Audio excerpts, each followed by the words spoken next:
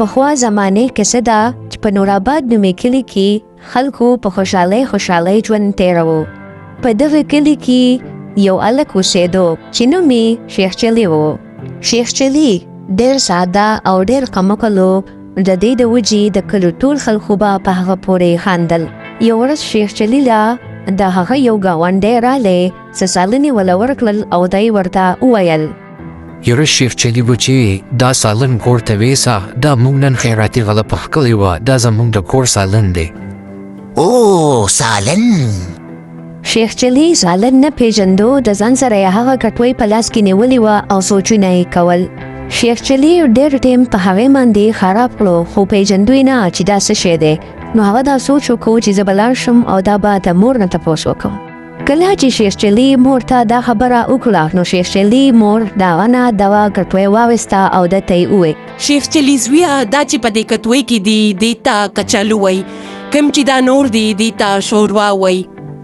هم د هغې نه پس شیخ چلي خپل خوراک شروع کړو او هغه خوراک یې ډېر خوښ شو کوم چې دله یو ګاونډي راولی و. هم دغه شانتي ټیم تېرېدو ورځې تېرېدې خو شیخ چلي به هغه سالن ډېر خوښ و نو هغه کټوۍ به یې راویسته او هغې ته به ډېر خوشحالېدو او بل طرف ته د هغه مور چې به دا ولیده نو ډېر به یې خندل په هغه پسې. یو ورځ شیخ چلي په خپل کور کې ولاړو او د ځان سره یې دا خبرې کولې یار دغه سالن خو ډېر مزدار و زما ډېر خوښ و زه به چې امید ته ووایم که دغه سالن نه چېرته پوخ کړي. شیخ چلي چې کله مور ته د سالن پخولو ووی نو مور یې ورته وویل زویه زه خو ډېره ناروغه یم او زه دا سالن نشم پخولی او ته دا ګاونډي کر لاړ شه او سالن ترې وواله. شیخ چلي د خپل مور خبره واورېده او تلو په دغه سالن پسې خو د هغه نه د سالن نوم هېرېدو. نو هغه لاړی د مور خواله او د مور نه یې تپوس وکړو چې دغه سالن څه نوم دی نو مور یې ورته وویل زویه ځان سره په لاره کې دا زوتوه کچالو او غوښې والا ترکاري. هم بیا شیخ چلي راووتو د خپل سفر باندې چې ځان نه لاړ شي او هغه سالن راوړي کوم چې د هغه خوښ دی او مور چې ورته کوم خبره کړې وه نو هغه یې هم د ځان سره زوتوله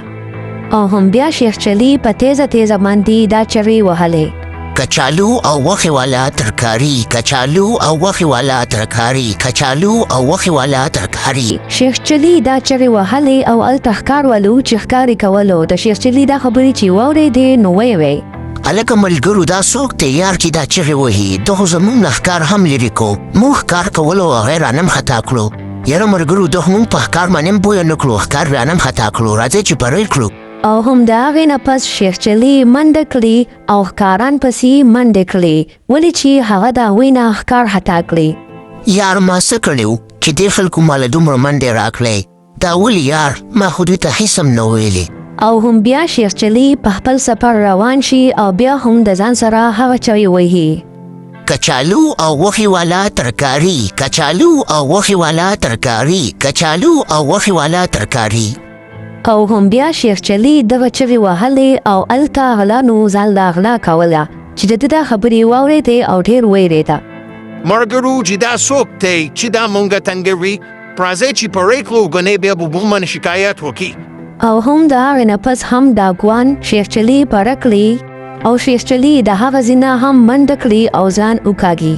شیخ چلي یو کور ته ورننوځي بیا او د ځان د غلانو نه پټ کړي او هغه ډېر خوشحاله وي هغه وایي ګنې دا د هغه ګاونډي کور دی او هم هلته خلک په غم هم را روان وي او دی هم په هغه غم کې شامل شي او د هغوی سره را روان وي خو دی هلته هم د ځان سره د سالن نوم یادوي نو خلک ورته ډېر په غوسه ګوري. او هم کله چې د هغه ځای هغه خلک د ده دا خبرې واوري نو دی زر تر زره د یو بابا خواله بوځي چې دی پوی کړي او دی چې کله د بابا خواله راولي نو بابا ورته ووایي بچی څوک په جنس کې دغه چغې نه وهي چې کله مونږ لاړ شو ډولۍ راوړو تا ته به مونږ دغه هر څه کیدو. او هم دغه شانتې شیخ چلي په جنس کې شامل شي او جنس تلو واله وي نو دوی د هغوی سره په مزه روان وي. هم بیا چې شیخ چلي د هغه طرفه د جنګ سره را روان وي نو تیزې چغې وهي او د هغه سالن نوم اخلي. د هغې نه وجې شیخ چلي د هغې کلي خلک پره کړي. هم هغه ډېرې منډې ووهي خو آخر کار هغه ته د هغې ګاونډي کور معلوم شي او هغه د هغې ګاونډي کور ته لاړ شي. السلام علیکم شیخ چلي بچیا څنګه یې ښه یې که نه خیر دی ته خو ډېر مو د پس دلته راغلی هم بیا شیخ چلی د هغوی سره ګپ شپ ولګوي خو د هغه نه هغه خبره هیره شي او هم بیا چې کله شپه شي نو هغه کچن ته راشي او هغه ترکاري ګوري چې هغه پیدا کړي هم ډېر په هغې پسې وګرځي په کچن کې خو هغه پیدا نه کړي نو یوه انډه ویني او د ده دا مطلب وي ګنې دا هغه ترکاري ده هم شیخ چلی په ځان سره سوچونه کوي او ناسي چې د بره نه یو ډیچکې راولېږي او هغه یو ګړنګ وکړي نو د دې د هغې نه ډېر ویرېږي او کم چې کور والا خلک وي نو هغه راپاسي او هم بل طرف ته شیخ چلی هغه انډه راوالي او په خوله کې پټه کړي او راوځي د هغه کچن نه او هم د شیخ چلی خواته یو بوډی راشي او هغه د هغه ګمبورې وڅاري نو هغه ډېر پړسېدلی وي نو هغه د ځان سره ووایي زر د ډاکټر هم وکړئ د دې لږ ګمبورې راپړسېدلی دی چې دا ټیک شي هم بیا یو څو منټه پس هغه ډاکټر راشي او د شیخ چلی چیکینګ شروع کړي کله چې ډاکټر د شیخ چلی چیکینګ کوي نو د هغه د خولې نه هغه انډه راولېږي نو ډاکټر هغوی ته ووایي چې دا خو بیماري نه بلکې انډه ده ډاکټر چې څنګه د انډې نوم یاد کړي نو شیخ چلی ته هغه نوم ور یاد شي منم ډاکټر صاحب کچالو او غوښې والا ترکاري کچالو او غوښې والا ترکاري او هم د هغې نه پس هغه کور والا خلک پوه شي چې دا کچالو او غوښې والا ترکاري دی نو په ده پسې ډېر وخاندي او هم بیا دله هغه ترکاري تیاره کړي او په میز یې ورته کښېږدي خو دی هغه ترکاري وخوري هم بیا چې کله شیخ چلی د هغوی سره ناست وي نو هغوی ته ټوله خبره وکړي او هغوی په دې پسې ډېر وخاندي نیت پاک وي نو هره ستونزه په خوشحالۍ بدلیږي